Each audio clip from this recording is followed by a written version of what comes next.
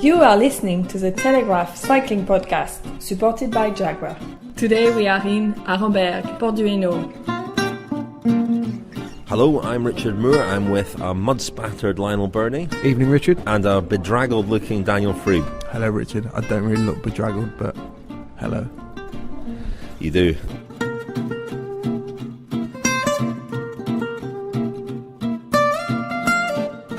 We're all bedraggled because it's been an amazing day on the Tour de France of terrible weather, thrilling racing, defending champion out, the man in yellow strengthened his lead, a great win by Lars Boom, which is almost forgotten in all the other storylines today. But first of all, Lionel, where are we? Well, we're in the mine buildings at Arenberg, looking out at the rain, which is continuing to fall. It's very windy still. It's been a pretty miserable day all round. The sort of day that you might hope the Paris-Roubaix Classic would be held on, because it gives us all those iconic images of riders covered in mud. And it didn't really feel like the Tour de France out there at all today. It really didn't. It was anarchic, it was unpredictable, it was certainly uncontrollable. It was one of those stages, a bit like stage 13 last year, where it all just seemed to kick off. Last year it was crosswinds, today it was rain, cobbles, and wind, I think, was a factor too. I think there was a strong tailwind, very fast stage, and the strong tailwind certainly helped make the racing very, very aggressive. It suited attackers. Lars Boom was a terrific winner in the end. But there's so many talking points today. Where do we start? Chris Froome, first of all.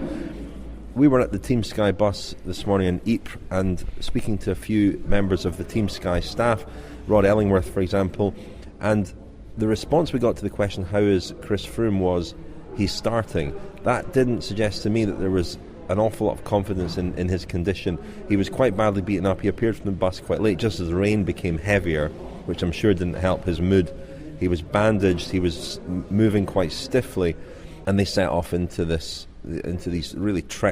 treacherous roads in these horrendous conditions. And of course, within an hour of the racing, we heard that Froome was down. About half an hour later, he was down again, and soon after that, he was out the race. I mean, Daniel, did you see much of that, and what were your thoughts about Froome and around the sort of atmosphere around the Sky camp this morning?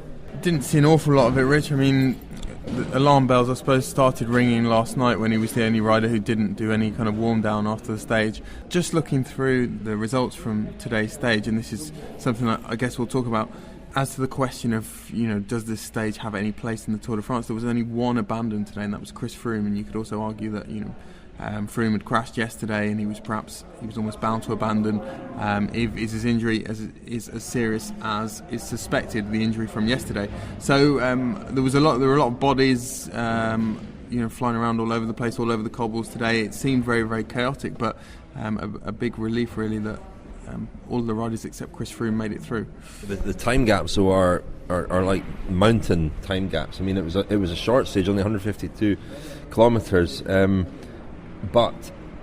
And one in 3 hours 18, but the last guys coming in 32 minutes down, groups at 22 minutes, at 18 minutes, at 13 minutes, at 15 minutes, it spread all over the place.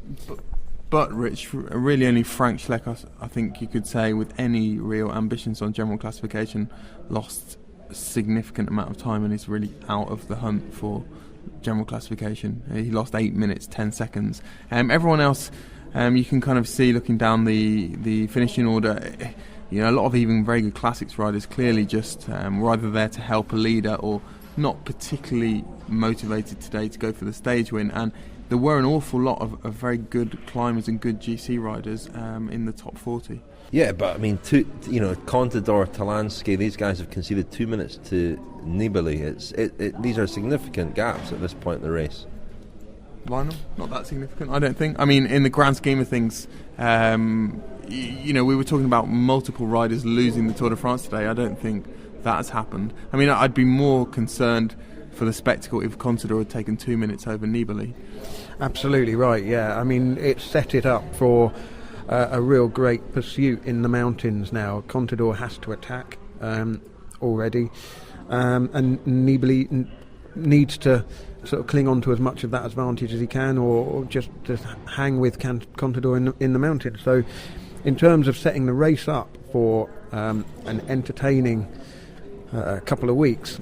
It's been a good stage. It's produced a general classification that now has some intrigue to it, without really doing significant damage to individuals. I mean, obviously there are a lot of fallers today. There are some injuries. There are some on the medical report. There are a lot of cuts and bruises. But fortunately, Chris Froome aside, the riders don't seem to have come off too badly. Perhaps the most significant other injury is also Team Sky's Xabi Zandio was in danger of missing the time cut, and in fact I saw Rod Ellingworth, the Team Sky race coach, at the final section of Wallers, 5 kilometres from the finish, where he and Carsten Jeppesen were standing with spare wheels.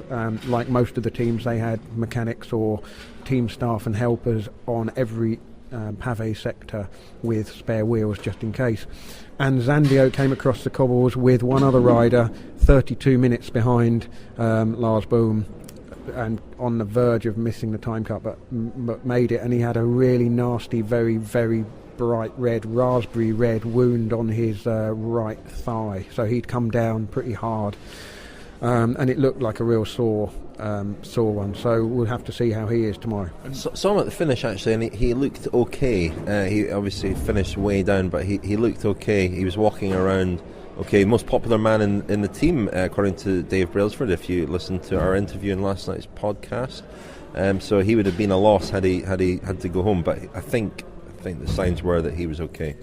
Richie Porte also had one of those, Lionel, on his other thigh, on his left thigh, a big rip in his jersey, in his shorts, and a very nasty looking graze cut. The Telegraph Cycling Podcast, supported by Jaguar, with Vincenzo, Lionel, Birnie and Daniel Friebe. But from the perspective of the race, I mean, it was an absolute belter, wasn't it? It was entertaining. There was drama all day. I mean, I didn't see any of it on TV because I was out in the field trying to watch it on the road. I can talk through my calamity a little bit later, but just looking at the way the race has unfolded, you know, Lars Boom's taken probably the biggest win of his career. Jakob Fuglsang, if you'd said he would be up there with Nibali over the cobbles, I wouldn't have necessarily picked him as the rider to be up there. And in fact, as you'll hear in a little while, I thought it was Luva Westra because I couldn't see the number on his back, and I just assumed it must be Westra rather than Fuglsang up there. Really an amazing performance by Nibali. He's renowned as a great bike handler, of course. Mainly that we see that manifests itself in the descents. But I guess if you're a good bike handler, then these sorts of conditions would also perhaps bring out the best in you as well. And Jakob Fuglsang, his Danish Astana teammate, has had a brilliant start to the tour. He was a very strong rider in last year's tour as well, and he's up to second overall. And you know, he's a strong ally for Nibali in the weeks to come. I mean, he is in a commanding lead now, Nibali, and it is still very, very early in the race. He took the yellow jersey on the second day, and people are now talking of him as, you know, a realistic contender. But you think that would probably entail, unless you're going to give the jersey away to somebody in the next day or so, that would mean defending the yellow jersey for 3 weeks. And they do have a strong team, Astana, but that's an aspect of this that's a huge undertaking. Well, I gather it would be the longest successful defence of the yellow jersey since Jacques Anquetil in 1961. Good knowledge, Lionel. I read it earlier, but you're still knowledge. You have to read knowledge somewhere. But Daniel, we're talking about Nibali as if we're surprised that he would do well in a stage like this. But as Richard points out, he's pretty fearless going downhill. And you said earlier today that he's got a sort of fascination with Paris-Roubaix and practically wore out a videotape of Francesco Moser winning the race. Is that right? Yeah, his parents, I think they still own a video shop. They certainly used to own a video shop in Messina in Italy, and I remember interviewing Nibali. I think it was the start of his second year as a pro, or the third year as a pro. So it was the start of 2006. I interviewed him at a training camp in Tuscany, and we talked a bit about how he would devour these old cycling videos that his parents had in the video shop, and particularly one, a sort of biography of Francesco Moser, who obviously was a very good Classics rider, won Paris-Roubaix, I think twice he won Paris-Roubaix. And Nibali said that it was a race that always absolutely fascinated him. He'd spoken a lot to Juan Antonio Fletcher, who had been his teammate at Fassa Bortolo, about Paris-Roubaix, and he thought that he could go well on the cobbles one day, and he even talks about possibly winning it one day. I mean, obviously over the past few years, his sort of objectives in major tours have overtaken any kind of ambitions he might have in Paris-Roubaix or in the Classics. We don't have Vincenzo Nibali with us, but we have the next best thing.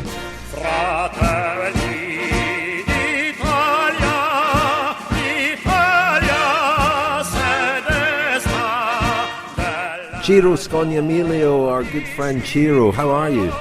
Fine, and a great hello to our dear listeners. Another very, very busy day for you, I would imagine, Ciro. Your man, the man you've been shadowing all year. You know, Nibali came into this tour as a sort of outsider. We didn't expect an awful lot of him, but today, what did you make of his performance today? Did that take you by surprise? At this level, yes. I mean, we already knew that maybe between the big contenders for the GC, he had the best skill to drive the bicycle on the pavé. But I mean, seeing him Hang on, to drive the bicycle? Are you suggesting he was driving his bicycle? I mean... Yes, I mean, you know that maybe I need some English lessons, for one. Yes, we've seen motors in bikes in Paris-Roubaix, of course, before, of course. Allegedly. Yes, exactly. But I mean, he has been also better than Sagan and Cancellara today on the pavé, and I think this has been a surprise, not only for me. The fact is, dear listeners, I have to say that I'm obliged to work. More and more. This is the message of our... Okay, quick one then, Ciro. Did you speak to Vincenzo after the stage? What did he say? Yeah, I mean, he was really, really thankful to his team, but especially to the help that Peter Van Petegem, a former winner of Paris-Roubaix and Tour of Flanders, gave him when they did the recon on pavé at the middle of April. Van Petegem told him some secrets to go well on the pavé, and as a matter of fact, today his advices have worked well.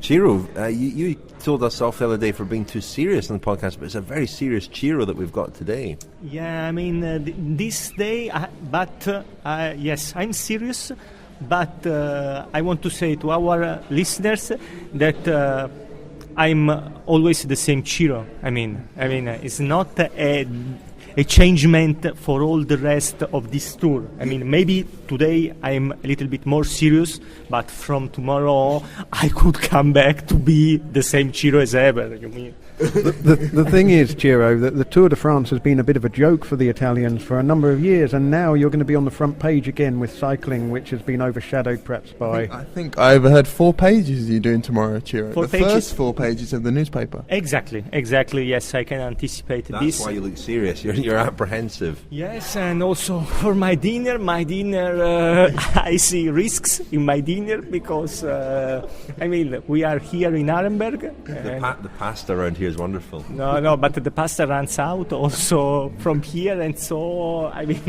my days is really uncertain. How can I explain you? I have no... It's very kind of you to come and spend a few minutes with us on the podcast. We appreciate it. Thanks a lot, and see you tomorrow. Thanks. You're listening to the Telegraph Cycling Podcast, supported by Jaguar. Yes, here we are, Telegraph Cycling Podcast, supported by Jaguar, in a very rainy Arenberg. Lionel, what happened to you today?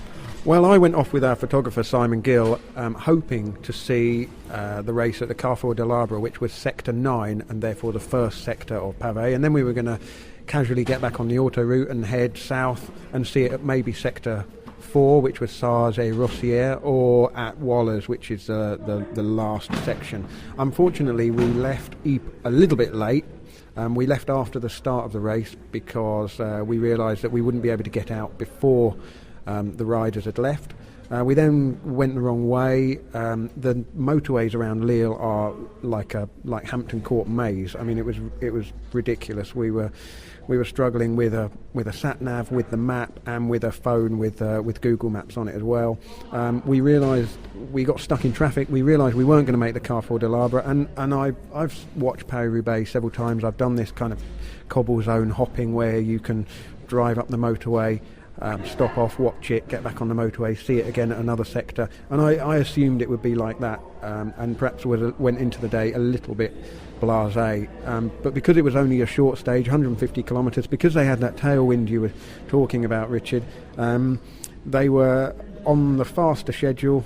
The traffic was absolutely awful at times. The weather didn't help that, and so we had to cut our losses. We realised we weren't going to make the Carrefour de l'Arbre section. We realised that we were pushing it if we were going to get to Sector 4, so we went straight to Wallers, and this is my little audio diary of today, which started with having breakfast with Eddy Merckx, 5-time winner of the Tour de France, of course, who is always at these kind of occasions when there's a big cycling event in Belgium. I think I saw somebody tweet that Eddy Merckx is effectively on a par with the King of Belgium. And I started by asking Eddy, over a bit of breakfast, whether or not he felt the cobblestones had a place in the Tour de France. Yeah, cobblestones make part of cycling. So if you're a complete rider, you have to ride also on the cobblestones. Maybe Tour de France is dangerous because maybe some leaders can lose the Tour de France today. But it's a pity, but it makes part of cycling. Think back to your career on a morning like today, what would you be thinking? Would you be thinking this is a huge opportunity to gain time? Well, the first thing is hoping to have not a bad crash, that you don't broke nothing, and then and also try to put some advantage because the other riders, that's what you're thinking today, but especially to have no crashes and to have not a flat tire on a bad moment. If you could choose 2 riders to be the perfect teammates for you on a day like today from the current peloton, who would you pick? Cancellara for sure, and maybe Degelkop. Okay, and lastly, Eddy, who is the second best cyclist of all time in your opinion? There is no second, there is no first. I think the most important is to be the best when you ride, and I was in my career, but for the other also great riders. You're too modest. Yeah.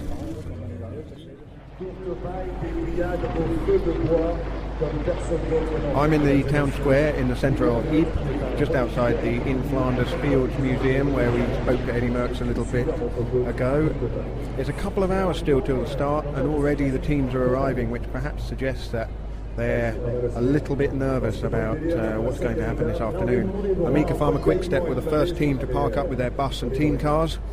The atmosphere is building, the crowds are absolutely huge here, and the publicity caravan is rolling out. I'm imagining that they will not be tackling the cobbles today, so the fans on the cobbles will be denied the unique joy of seeing the rather gaudy but also colourful, bright and quite fun publicity caravan go past.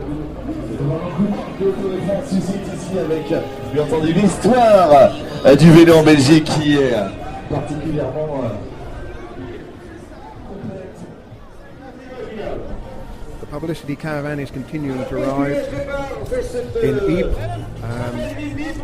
It's a pretty chilly day for them.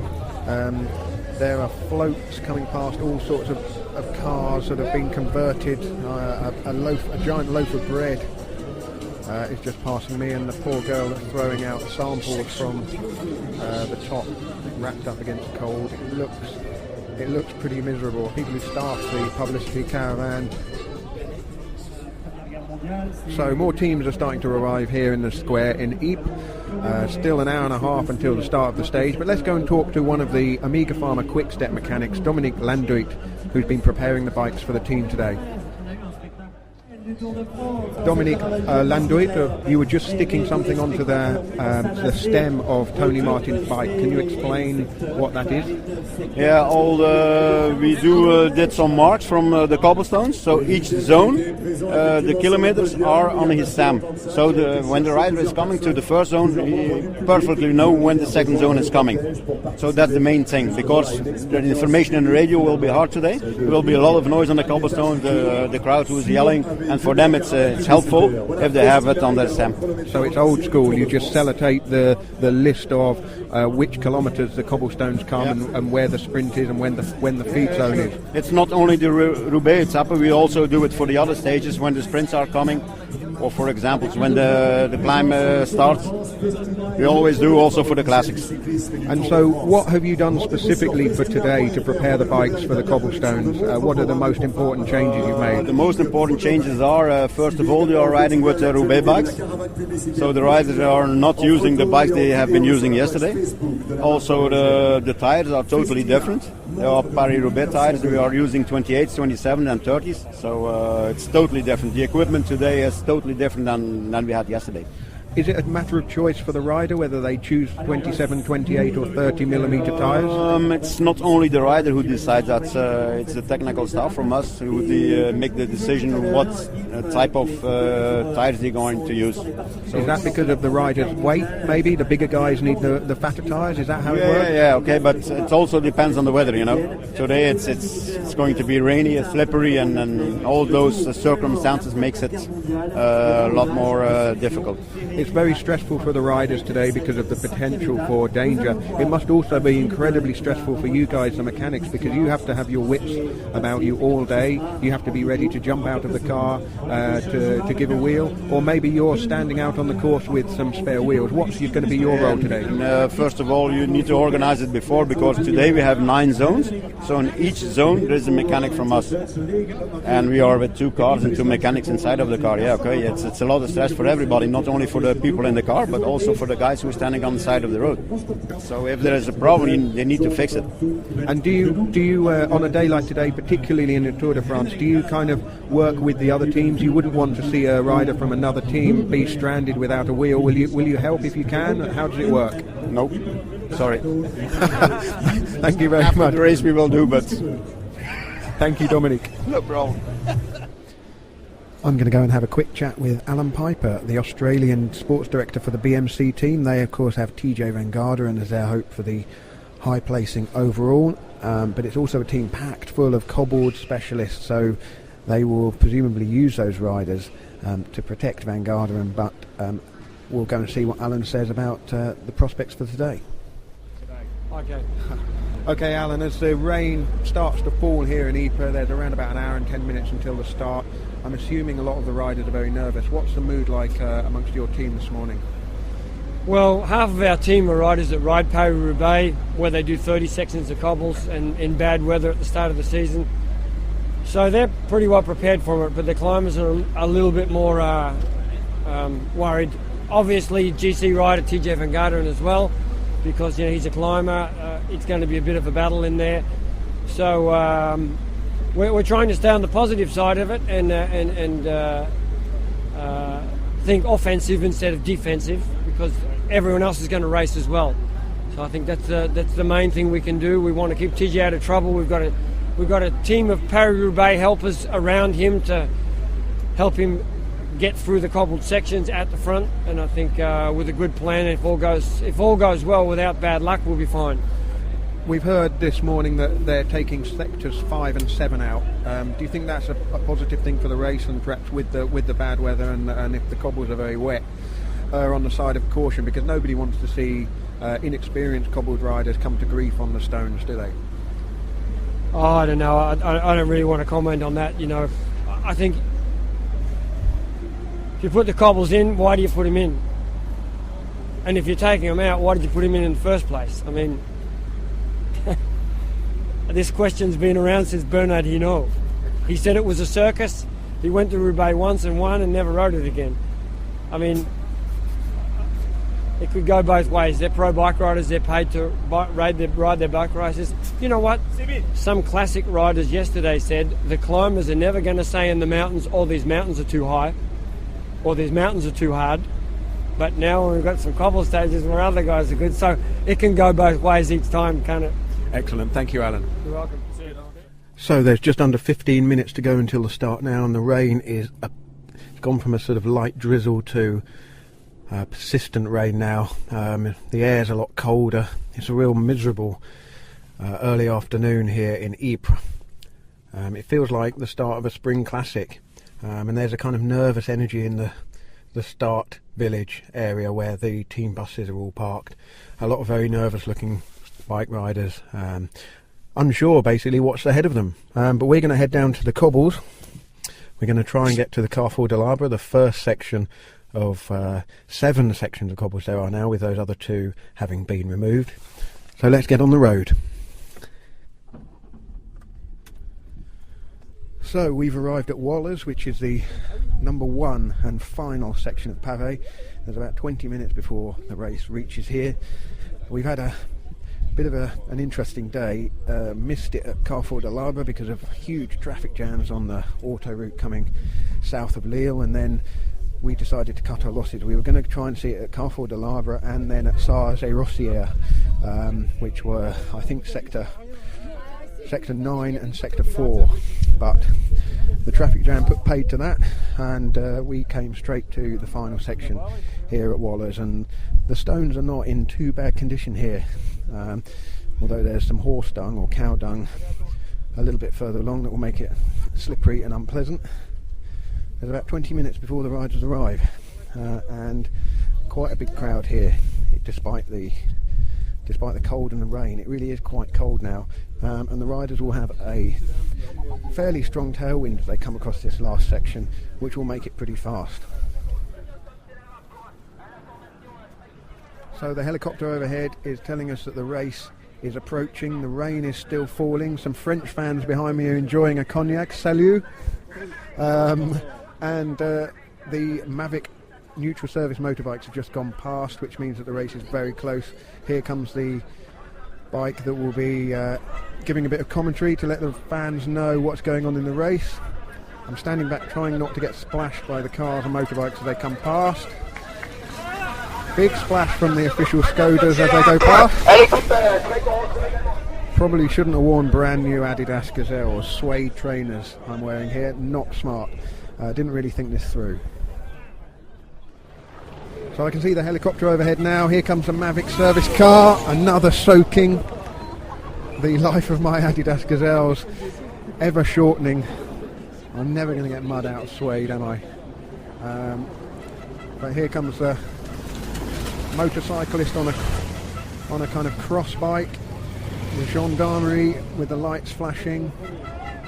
The crowds are moving in anticipation, and here come the first group.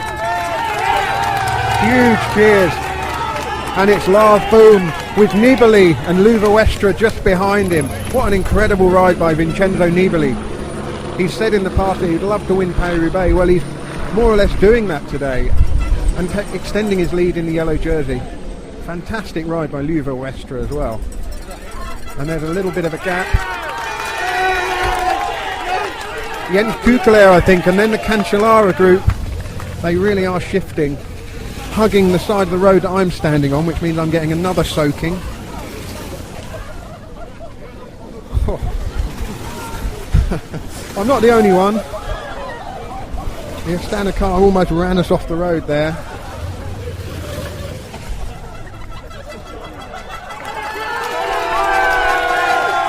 A couple of Amiga Pharma-Quick Step riders couldn't see their numbers there, and their faces are covered in mud, so difficult to identify who they are. It just strikes me that it's a long way to the rest day and a launderette, and my jeans are now spattered in mud. Bit of a gap now.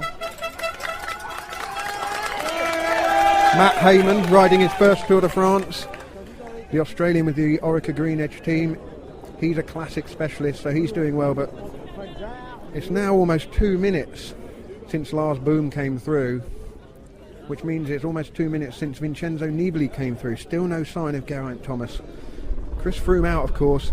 Where's Alberto Contador? The thing is, we've seen nothing all day, so this is my first glimpse of the race. A group of Lotto riders go through there. Extraordinary stuff. It may be a few years before the Tour comes back to cobbles. There's Geraint Thomas, and with him Richie Porte, Andrew Talansky in that group as well. So already some of the contenders for the GC are losing a couple of minutes to Nibali, who's done an outstanding ride here.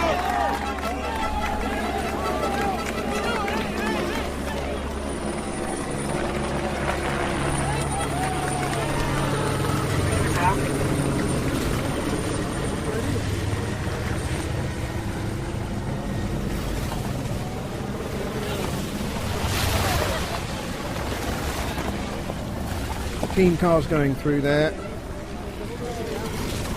That means there must be quite a gap between that group and the next lot. They wouldn't have let half a dozen team cars in that gap otherwise. Well, was that Valverde? It looked a bit like Valverde.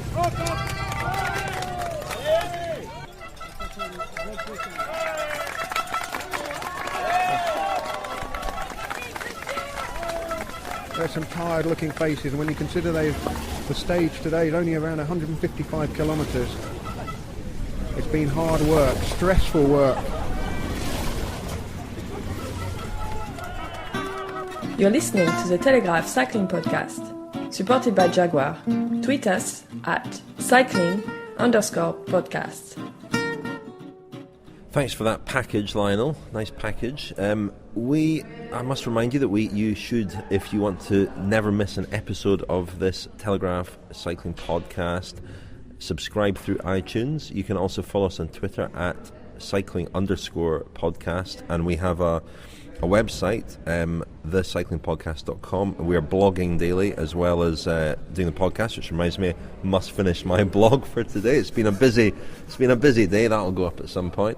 So let's carry on talking about the sort of winners and losers today. Just Peter Sagan finished fourth. He has finished in the top four of every stage so far in this Tour de France, which is remarkable. Not won a stage. Big winners. Kwiatkowski was up there. He's fourth overall now. Jürgen van den Broek is up there. Richie Porte is within sort of shooting distance. Andrew Talansky. Alejandro Valverde is up there as well. I mean, he didn't lose too much time today. Quite a surprise. I was asking a few people at the start this morning who they thought was the worst cobbles rider, and we had this chat the other day. Daniel, you were talking about the worst ever climber. I was asking people who they thought was possibly the worst of the overall contenders on the cobbles, and Valverde was quite a popular choice for that, which surprised me. Because he, of course, rode some races on the cobbles earlier this year, and by most accounts did pretty well. He rode Tour of Flanders, didn't he? And he gave a good account of himself, but he certainly didn't lose any time. Rui Costa also was up there. TJ Van Garderen rode well. Romain Bardet. There wasn't, as you said earlier, there weren't too many big losers. They're all at about a couple of minutes. It really does set it up really nicely going into the mountains. And may I mention Thibaut Pinot? He did very well as well. He was quite sort of frustrated when he came over the line. I think he got a couple of questions straight away from people suggesting that he should be surprised by his own performance. And he said, "Oh, I'm not handicapped, whereas exactly worse." Point to prove. Even Mikel Nieve, who Brailsford told us in our interview with him, was dreading this stage. He was up there as well. And Team Sky are obviously talking up Richie Porte as the plan B. But Geraint Thomas is looking strong. Did another very strong ride today. And Nieve is going to be a force in the mountains, I think. How do we feel about that? Richie Porte as Team Sky's plan B. I'm not terribly optimistic. Based on past Grand Tour performances, he always tends to have one or more bad days. Yeah, you wonder if they'd be better off actually just forgetting about GC and going for stages, because they have in Thomas, Porte and Nieve, I think, three guys who could win stages. Kirienka's a Grand Tour stage winner as well, of course. So, it's a risky strategy, I think, to put all the eggs in the Richie Porte basket, and I think they'll be monitoring that quite closely. He's riding with a basket. That's ridiculous. Yes, he is, Lionel. But marginal gains and all that. Now, it's probably a good time to play a little bit of Dave Brailsford audio, because we spoke to him after the stage and asked him whether a stage like this cobbled stage that we've had today, has a place in the Tour. Whether the exact question was, did the Tour organisers get what they wanted, which the implication was carnage. And Dave Brailsford gave a very gracious response. Here it is. Well, it's exciting, wasn't it? It was exciting. You've got to say that. Even it might not have worked out for us, but when you watch the way that Nibali rode, if you're a bike fan and watch what Nibali did today, that was pretty impressive. Fair play to him. And I thought he was just unbelievable what he did to ride away from Cancellara, to ride away from Sagan on the cobbles. That was exciting. I think we'll remember that for a long time. And a day like today, there are going to be some winners and there's going to be some losers. And sometimes you win and sometimes you lose. That's sport, And I think you've got to lose in a good way and you've got to win in a good way. But we'll keep back on now. We're very, very happy to have Richie up there on GC. And, the fight in the mountain lies ahead. And we want to get to those hills as soon as possible. Podcast daily during the Tour de France. This is the Telegraph Cycling Podcast, supported by Jaguar. That was Dave Brailsford, the Team Sky principal. Let's hear also from Servus Knaven, the Team Sky sports director, who talked about losing Chris Froome and what it means for the rest of the team's tour. What was Chris like this morning? He obviously had the crash yesterday. Did you feel this morning that he was going to be okay on today's stage? He was really up for it. He was motivated and ready. So it was just bad luck that he came off again today? Yeah, it's all together, yes. And so at the moment it's finished. And yeah. I mean, in 2011 when Bradley crashed, the team all waited for him. Obviously today a quick decision seemed to be made to gather around Richie instead. Was that because you feared the worst as soon as it came off? Yeah, of course you wait a second and before you let somebody wait. That happened the first crash. Okay, they waited, and then the second crash it was a bit chaos. We were out of the car, so we didn't have real contact with the riders. But when we get out of the car, we already knew straight that there was obviously carnage today. It was it's done. The overall classification is in pieces. I mean, so a stage like this belong in a Grand Tour? Do you think? It's hard to say. I think when it's dry, then it's much better. And today we had the worst conditions you can get, and it is really different if you do this in Paris-Roubaix with specialists, like almost only specialists, and do it in the Tour de France with 10 or 20% specialists and 80% GC riders. So it is different and. It is tricky, yeah, and it's hard to say whether it must be in a Tour or not. You cannot change it. It is in, and we are in France. It's a part of France. So. And just finally, sorry, Richie Porte, what's he capable of in this Tour? We have to see. He is in a good shape, and until now, the season was not like we hoped. But he showed today, and also the second stage, that he is going well, and. He will get all the support from the whole team, and we will see. Anything's possible. Yeah. Interviews and analysis. We've got the Tour de France covered. This is a Telegraph Cycling Podcast, supported by Jaguar. We heard there from Dave Brailsford and Servus Knaven, and just continuing that debate along there was an attempt to sort of goad Brailsford into some angry response. If you've lost your team leader, you're perhaps likely to be quite critical of the inclusion of this stage, which did include originally 9 sections of cobbles. 2 of those sections were axed quite late in the morning before the stage began, so it was 7 sections of cobbles. In this kind of weather, made it a far more treacherous proposition, and that certainly affected the outcome of the race. And the question is, as it always is when the race goes over the cobbles, we think back to 2004 when Iban Mayo effectively lost his chance of winning the Tour, 2010 when Frank Schleck broke his collarbone, and again riders were scattered all over the place, far back as 1980 when it was a similar day to this, when it was pouring with rain, a very long stage, and there was utter devastation. Should the Tour include stages like this, Daniel? Yes, I think so, absolutely. And one of the great things about today was that it really highlighted that professional bike racing in general is a game of skill as well as strength. And I think if you look at particularly Nibali's performance and Fuglsang's performance, I don't think they were necessarily necessarily the strongest guys or the second and third strongest guys in the race, but they were in the right places at the right time. They used their teams well. They were lucky, which also comes into sport, let's not forget, all sport. And their team rode superbly. So, there's this kind of implicit sort of expectation or desire for the strongest guy to win the Tour de France. Well, who says that should be the case? It's about getting around the course. And I think it's fantastic if every now and again we have a Tour de France which is not necessarily won by the strongest rider, but is won by the rider who best combines skill and strength. Yeah, I completely agree with you. I mean, Allan Peiper, as we heard a little bit earlier in today's show, he said that he was quite frustrated that they named 9 sectors of pavé and then taken 2 out, and the argument is we either do it or we don't. What's the point of changing it? And I think the cobbles aren't in the Tour de France every year, so the last 2 times have been 2010, 2004. We perhaps won't see them back again for a few years, and I think that's about right. I wouldn't want to see them in the race every year because it does have such a potential impact on how the GC plays out. But Daniel's absolutely right. If we want a sporting event that purely rewards the strongest person, the person who produces the most watts over 3 weeks, then we might as well hold the Tour de France in a wind tunnel and give everybody 85 hours to see how far they pedal on a static bike. That is not what the event is. The event is about positioning and strategy and teamwork and surviving the difficult days and bluffing and all of those things that come into top level sport. And we've reduced so many sort of sporting events to just.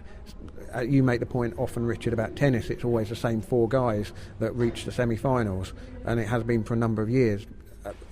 Cycling, we don't want that. We want to see change as the years go on. Well, I mean, somebody who's always stood up for fair competition and the integrity of sport, Lance Armstrong, as he was obviously watching it, the race, he tweeted 2 words: Riders Union. And you do hear he obviously feeling that, and he's had a hand in the past in helping to neutralise stages where safety was felt to be an issue. Now, clearly safety is the number one priority of race organisers, but as you say, Lionel, if you're to make racing 100% safe, you would hold it in a laboratory.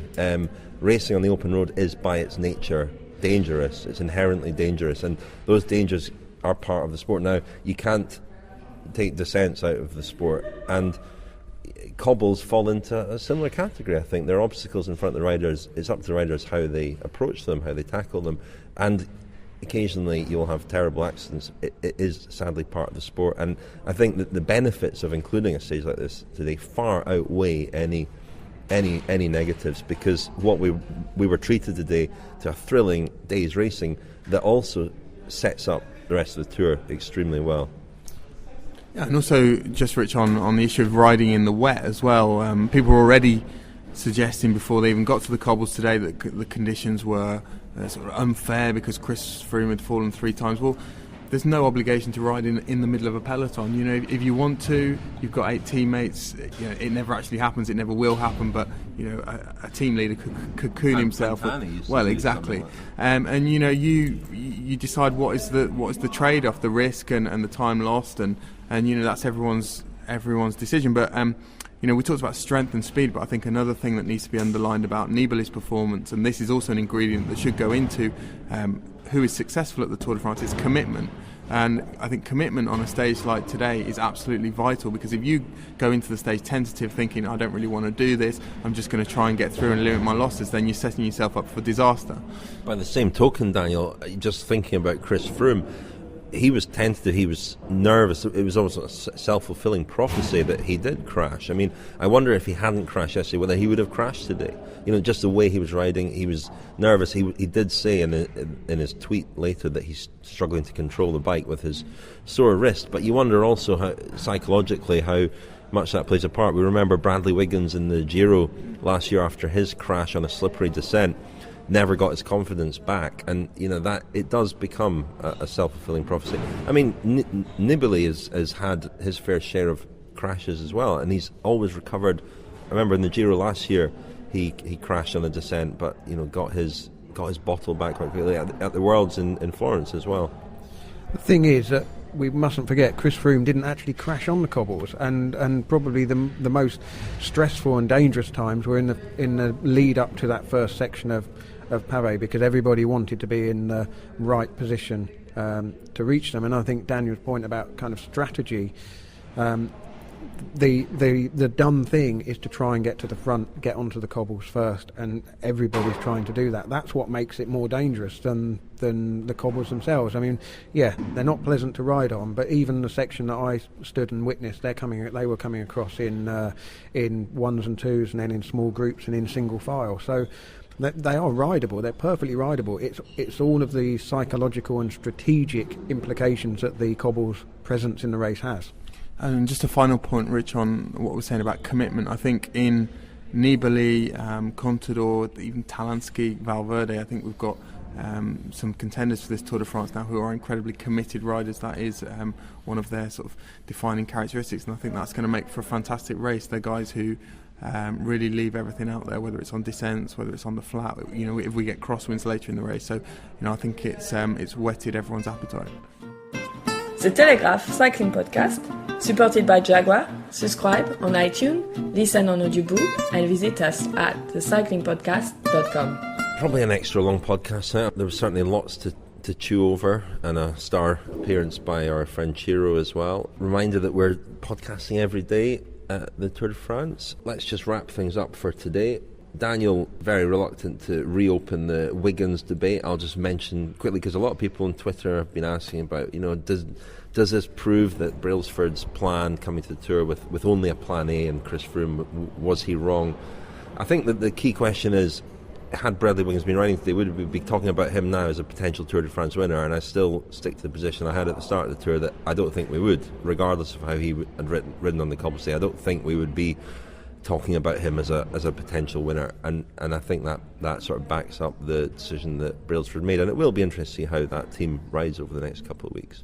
Yeah, I think just lastly on that, the Wiggins-Froome story, it has come up today. A lot of people very keen to say, well, you should have had a plan B, Team Sky, because you know, Bradley Wiggins as a former champion looks on paper to be a plan B, but I think people overlook the fact that you can't just drop into the Tour de France and be a Grand Tour contender without all of that sacrifice, that sort of 12-month build-up really that Bradley Wiggins had up to 2012 and that Chris Froome had up to 2013. Bradley Wiggins hasn't got that in the tank at the moment, so to say that he should have been here and it all would have worked out is stretching things, but I still maintain that had he been here, he could perhaps have been up there on GC after today's stage, and Sky would have another card in the mix. You never know. Who knows? It's a great unknowable. Nobody knows. Greg LeMond has been very critical again tonight of the decision to not pick Bradley Wiggins, as he was in our podcast last week.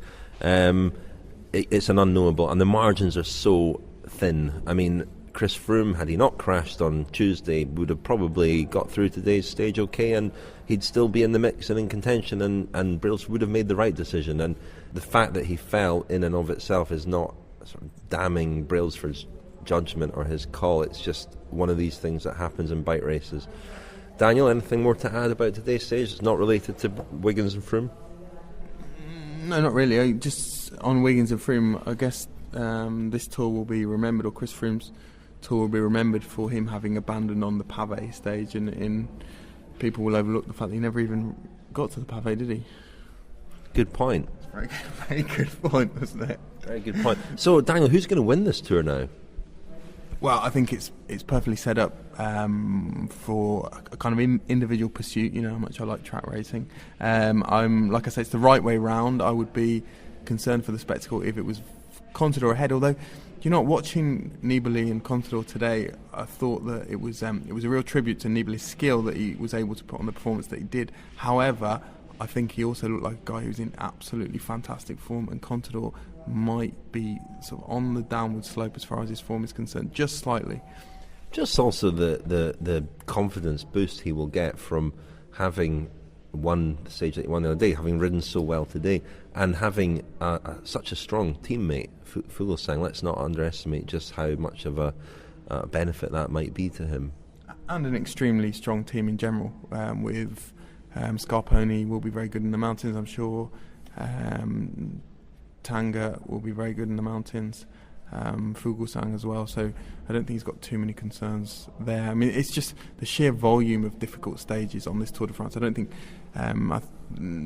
everyone necessarily realises just how hard the stages are. Even before we get to the Alps, we've got 3 stages in the Vosges, then we've got another stage in the Jura, then we've got some massive Centrale in the stage to Saint Etienne, and then we've got 2 big Alpine summit finishes, and then 3 awful stages in the Pyrenees. So, I think it's one of the hardest Tours de France of the last 4 or 5 years. Who knows what will happen? I mean, I don't think that Richie Porte is a realistic contender. I don't think we'll see him in the yellow jersey, but there is a part of me that would really like to see Richie Porte in the yellow jersey, if only to witness how he responds to the kind of questions that Chris Froome was getting last year, particularly about doping and so on, because he's a very direct talker, really shoots from the hip, says what's on his mind, and will respond quite aggressively, I think, to that kind of question. I'd quite like to see that, but I'm not sure that we will this year, perhaps in the future. Okay, that's all for tonight's podcast. Lionel, thank you very much. Thank you, Richard. I hope you dry out. And Daniel, thank you. Thanks, Rich. The Telegraph Cycling Podcast, supported by Jaguar, with Richard Moore, Lionel Birnie and Daniel Friebe.